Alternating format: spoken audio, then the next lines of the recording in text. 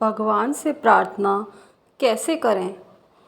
एक बार संत रामदास अपने शिष्यों के साथ मिलकर मंदिर में भजन कर रहे थे। भजन की समाप्ति के बाद हर कोई भगवान की तरफ हाथ जोड़कर खड़ा हो गया और प्रार्थना करने लगे। शिष्यों के साथ संत रामदास भी भगवान से प्रार्थना कर रहे थे। लेकिन संत रामदास जब भी प्रार्थना करते थे तो उनके होठ कभी हिलते नहीं थे और वो चुपचाप प्रार्थना करते थे। एक शिष्य की नज़र जब उन पर पड़ी तो उसने प्रार्थना करने के बाद अपने गुरु से पूछा, हम सभी लोग जब प्रार्थना करते हैं तो हमारे होठ हिलते हैं और हम भगवान से कुछ ना कुछ मांगते हैं या कहते हैं, लेकिन आप बिना होठ हिलाए, बिना कुछ बोले कैसी प्रार्थना करते हैं? आपके होठ क्यों नहीं हिलते? आप बस एक पत्थर की मूर्ति की तरह भगवान के सामने खड़े हो जाते हैं और आप मन ही मन भगवान से क्या कहते रहते हैं। हमारे मन में जो विचार आते हैं उनका भाव भी हमारे चेहरे पर नज़र आ जाता है, मगर आपके चेहरे से तो कुछ पता ही नहीं चलता। अपने शिष्य की बात सुनकर संत रामदास ने उन सभी से कहा, एक बार मैं एक बहुत बड़े राजा के महल में ठहरा हुआ था।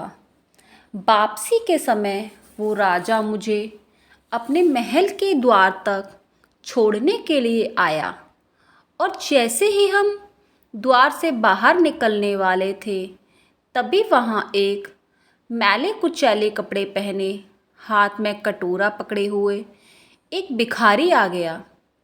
दिखने में एकदम कमज़ोर था, उसके शरीर की स्थिति भी दयनीय थी। उसे देखकर मानो ऐसा लग रहा कि वह कई दिनों से भूखा हो।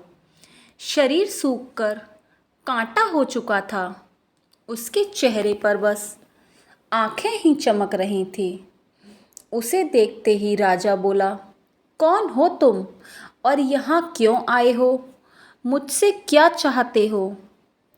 राजा के सवालों को सुनकर वो भिखारी बोला, हे राजन, मैं जिस हाल में आपके द्वार पर खड़ा हूँ, अगर उसे देखकर भी आपको मेरी प्रार्थना का पता नहीं चल रहा है तो फिर मुझे कुछ कहने और बताने की ज़रूरत नहीं है।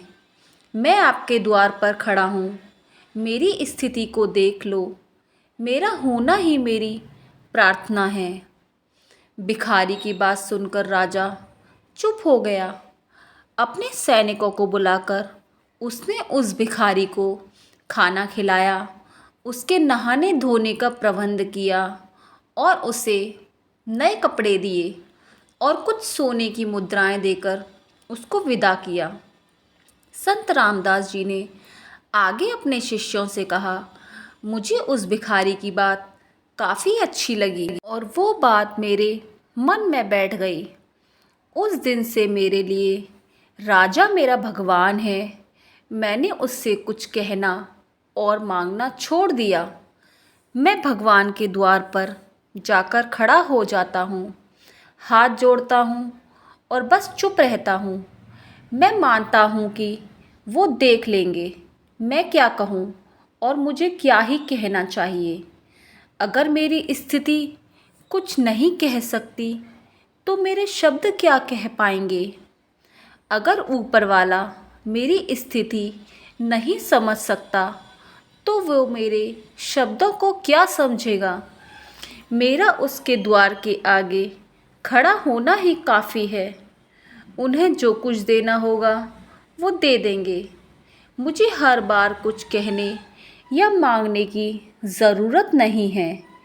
मेरा उनके सामने होना ही मेरी प्रार्थना है। संत रामदास की इस बात से उनके शिष्य जिंदगी का एक महत्वपूर्ण सबक सीख चुके थे। तो दोस्तों, हम हर समय भगवान के द्वार पर खड़े होकर कुछ मांगना ज़रूरी नहीं है।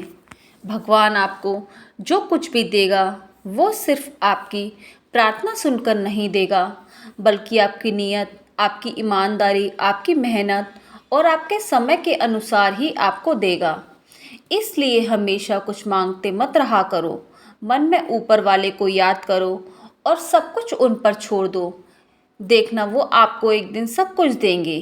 तो दोस्तों, कैसी लगी आपको हमारी ये कहानी हमें ज़रूर बताएं और हमारे चैनल को सब्सक्राइब करना ना भूलें।